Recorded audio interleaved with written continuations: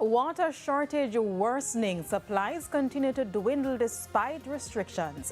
Good evening and welcome to Primetime News. A special welcome to our viewers on TVJ International in the Cayman Islands and those of you watching online at onespotmedia.com. I'm Kalisha Williams. Also this evening, Police Commissioner tells the Jamaicans to find peaceful ways to resolve disputes as domestic-related killings increase. And reported rift at the CCJ. Judges displeased with the court's leadership. There's also sports and weather in this newscast, so please stay with us. I'll have the news in detail right after this break.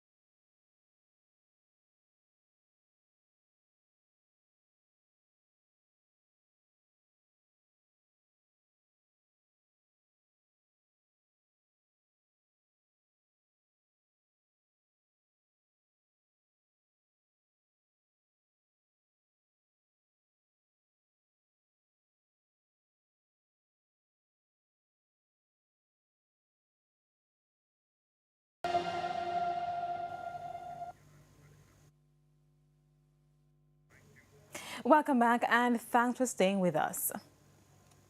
First up this evening, the water shortage crisis in sections of Kingston and St. Andrew, as well as parts of St. Catherine, is worsening. There's now a worry among residents that water restrictions will get even tighter in the coming days. Details in this report from Dwayne Anderson. Despite water restrictions intended to conserve dwindling supplies, levels at the two main storage facilities in the corporate area continue to fall. The National Water Commission (NWC) in its latest update on August 7 said Mona Reservoir was at 55.8% capacity. That is 451.4 million gallons of water. This was a further decline from the reported 58.1% reported on August 3, 4 days ago. This means water levels fell by 5.7 million gallons over those 4 days. The Water Commission says a decline was also registered at Hermitage Dam, which is now at 42.8% of its holding capacity, or 168.4 million gallons of water. This means water levels at the dam went down by a further 2.8 million gallons. Active restrictions took effect on August 3 for sections of Kingston and St. Andrew, including Ligony, Mountain View, New Kingston, Crossroads and Vineyard Town to slow the declining levels. Sections of Kingston and St. Andrew as well as St. Catherine experienced heavy rainfall on Saturday, but not sufficient to begin refilling any of the major catchment or storage facilities. But even more rain right now would mean a short-term fix. As it relates to the long-term fixes, Water Minister Matthew Samuda says the $92 million Rio Cobre water treatment project should be ready by the middle of next year. This would supply 15 million gallons of water daily to sections of Kingston and St. Andrew, as well as parts of Portmore and Spanish Town. That's 3 million gallons of water more than what communities in those parts were short in the country's worst ever dry spell nearly 4 years ago. Dwayne Anderson, TVJ News. Police Commissioner Dr. Kevin Blake has expressed concern about the spiraling number of domestic-related killings. Dr. Blake says the police will continue to be proactive to help prevent these cases, but he's also calling on community members to choose peace when disputes come up. Details in this report from Dwayne Anderson. A man shot and killed his relative during a domestic dispute in St. Elizabeth on Friday. The deceased 32-year-old Kyle Campbell was shot after reportedly grabbing a machete to attack his relative. The suspect reportedly surrendered after initially trying to hide in the Black River morass. The St. Elizabeth police say of the 21 people murdered in the parish so far, 60% of the killings were domestic in nature.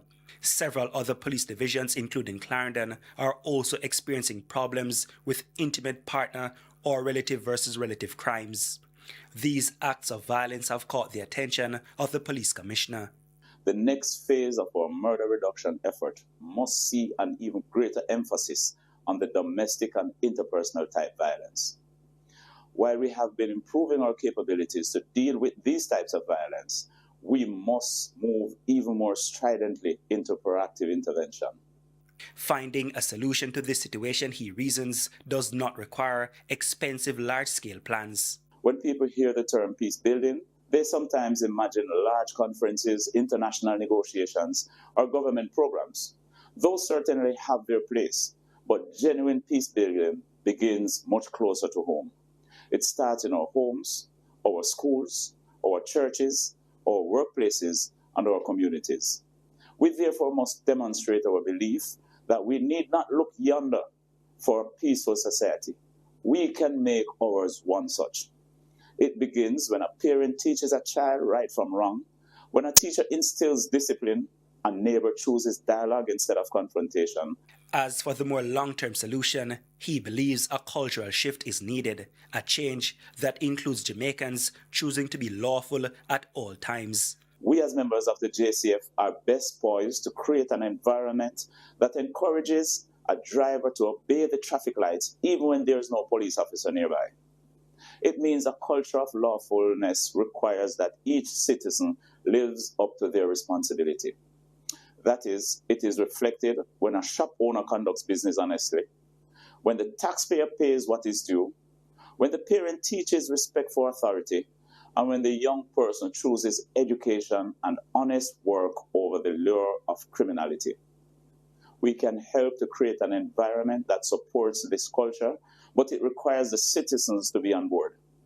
The police commissioner also indicated that murders were down 20% so far this year when compared to the same period in 2025. Dwayne Anderson, TVJ News. And Dr. Blake, in the meantime, has reminded police officers of their responsibility to act with professionalism in their interactions with residents. He also called on the men and women of the force to use restraint when policing. Every day that you put on this uniform, you become ambassadors of peace.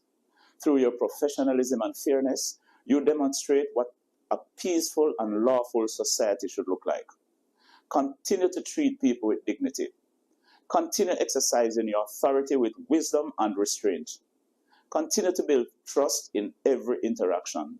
And continue reminding every citizen that the law is not an obstacle to freedom. It is one of the very things that protects it.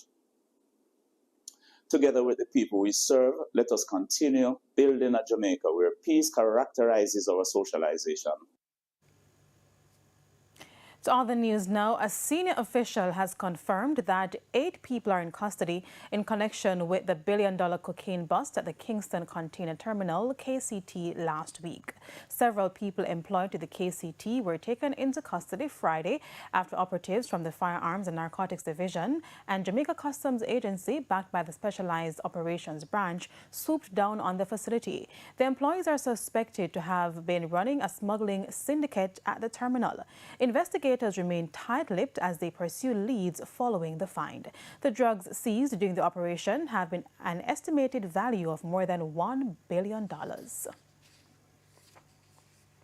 Regionally now, Trinidad and Tobago-based Express newspaper in today's edition has highlighted what it says is an emerging sense of discord among judges of the Caribbean Court of Justice based in Trinidad and Tobago. According to the Express, CCJ President Justice Winston Anderson has been accused by a majority of his fellow judges of governing the regional court in an authoritarian and dictatorial manner. The Sunday Express reports that internal correspondence exclusively obtained by the newspaper shows that 5 of the CCJ's 6 sitting judges challenged Justice Anderson's leadership. One of the justices reportedly warned of creeping patterns of anti-democratic approaches, and another called for an urgent meeting to address what was termed a level of disenchantment that may be approaching a crisis point if not addressed. Justice Anderson, a Jamaican, was sworn in as CCJ president on July 6, 2025. Former Director of Public Prosecutions, Paula Llewellyn, is this evening raising concern about the impact social media is having on young people. Speaking at the Northern Caribbean University's graduation ceremony today, she stressed that while social media has its advantages, it may be causing serious psychological issues among young people. A compelling speech from former Director of Public Prosecutions, Paula Llewellyn, as she addressed graduates of the Northern Caribbean University on Sunday. As they look to enter the labor force, she said good character and resilience are crucial. However, what I have found with young people of today, with all of the technology and the brilliance, is that some of you tend to be very fragile. And that is why social media can become a toxic force. And so she stressed that security of self is important, or the ability to self-motivate. Ms. Llewellyn said while social media can be beneficial in this digital age, it is often misused and it is impacting how many young people perform in the workplace. Some of you sitting here today may or may not have a clear plan for the next 5 or 10 years.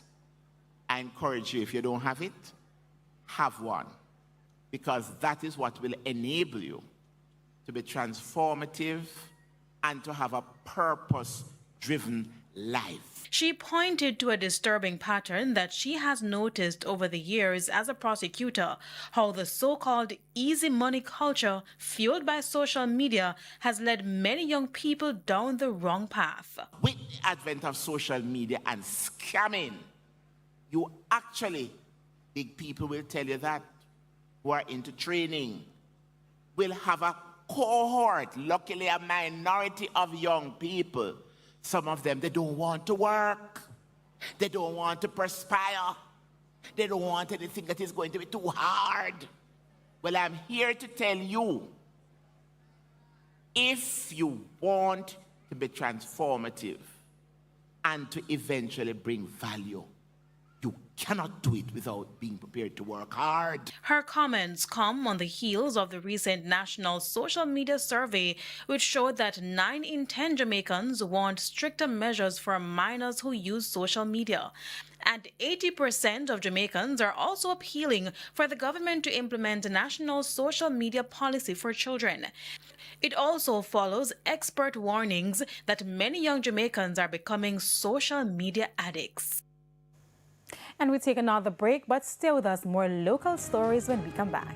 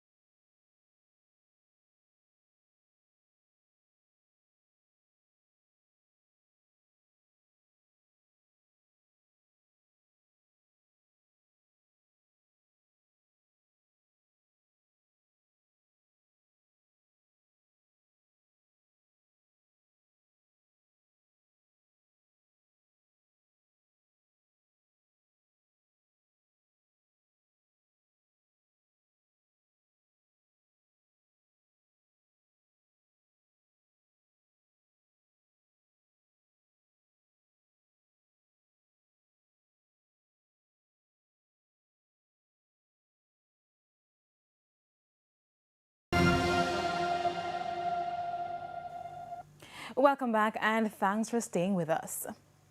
Continuing the news now to the story that has many Jamaicans locally and in the diaspora talking. Thousands of Jamaicans locked down the streets of Brooklyn, New York, all of Saturday to mark the first ever Jamaica Day parade in the city. Details in this report.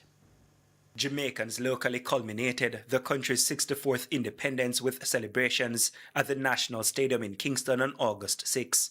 But the party did not stop there. Fast forward to Saturday, August 8 to Brooklyn, New York in the USA. Jamaicans took over the streets. Thousands of people, young and young at heart, dressed in their black, green and gold and waving Jamaican flags. The event is the city's first ever Jamaica Parade Day, and the Jamaicans were truly excited. Oh, we're so excited! The first ever. Big up to all of my Jamaican people. This important is celebrated right here in Brooklyn, where there's so many Jamaicans living within the diaspora, and everybody today is having a good time. Everybody's happy, everybody's fun, it's all going great. Organizers said given how strong Jamaica's brand is globally, it was long overdue. The people say it was a celebration of the country's food, athletes, professionals, culture and music. A lot of music.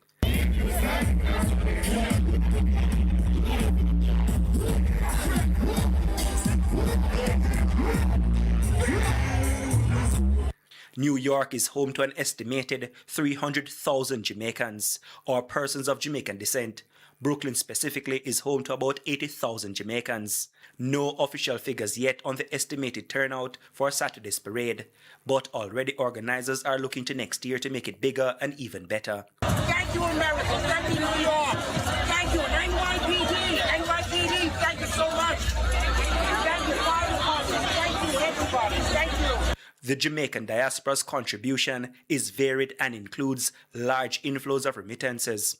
An estimated 70% of remittances that come to Jamaica are sent from the USA, including relatives in New York. Dwayne Anderson, TVJ News.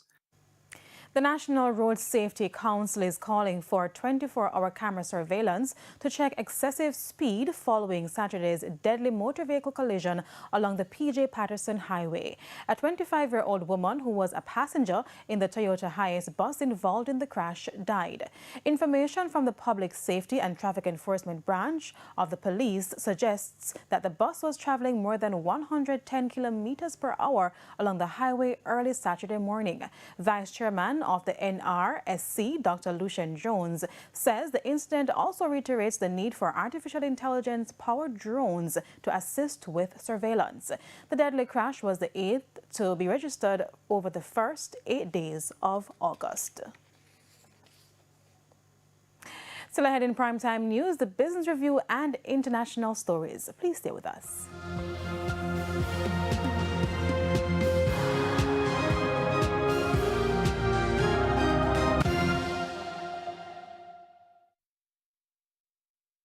S-E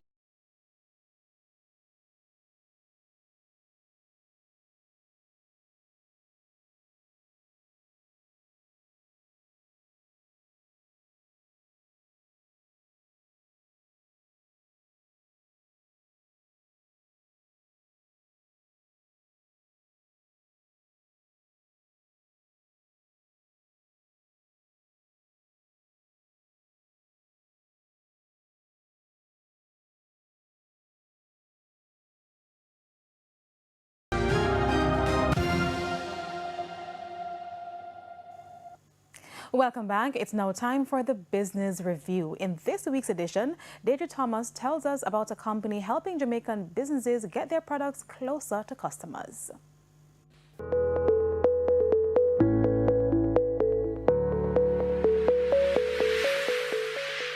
Jamaica has no shortage of creativity, from handmade products and fashion to food, beauty, and culture-inspired businesses. Entrepreneurs across the island are creating products with global appeal. But for some small businesses, the challenge has always been the same. How do you get your product from here to everywhere? This is where Bridges comes in. Business marketplace and a business management tool that allows Jamaican businesses to have exposure not just in Jamaica, but in the entire world. So a customer in the US can go on Bridges, purchase a product from a small business anywhere in Jamaica, and have it shipped directly to them, to their home. CEO Vincent Barnett says the platform is different from the traditional online marketplaces because it was built around the entrepreneur, not just the product. There are two distinct things.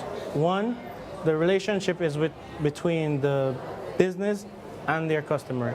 And then the second thing is, what Bridges is giving Jamaican businesses the ability to have customers anywhere in the world and be able to operate with the correct tools or the right tools to make them able to compete with Shein or Amazon. The timing of the Jamaican launch is deliberate. With millions of Jamaicans living overseas, the diaspora represents a major opportunity for local businesses looking to expand their customer base. We're starting with about 200 local couriers that will be drop-off points for small businesses to be able to bring their product and have it shipped from these local couriers. You don't have to figure out the logistics as a small business. All you need to do is to bring it to one of our distribution centers, and they'll take the product and ship it off to wherever it needs to go. And the customer will have the tracking information as well as the business that is shipping the product. Creating a global marketplace requires more than just putting products online. Businesses also need two critical things: a way to get paid and a way to move products. When a consumer from the US, for example, which has been a very difficult thing for businesses in Jamaica, they do not have the ability to get paid directly from a customer. What we're doing at Bridges, we're allowing consumers to be able to pay with their credit card, debit card, Cash App, Apple Pay, whatever modern payment processing. But building the platform did not come with any major corporate check. The company was built from personal investment before attracting support from small investors.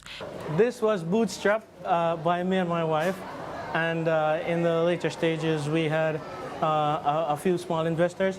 Those early investors played an important role in helping the business grow. Now, exporting is expected to be a major part of the company's business model, accounting for about 30% of its overall ecosystem. The goal in the next 5 years is that Bridges is a household name, not just in Jamaica, but in the entire world. And this is how people do business. Bridges should be the norm of how people do business. This is the future of business.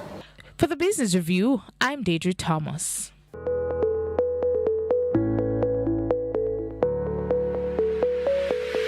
This summer, we're not just watching, we're becoming special agents. That's right, we'll be going on exciting adventures, Solving clues, playing awesome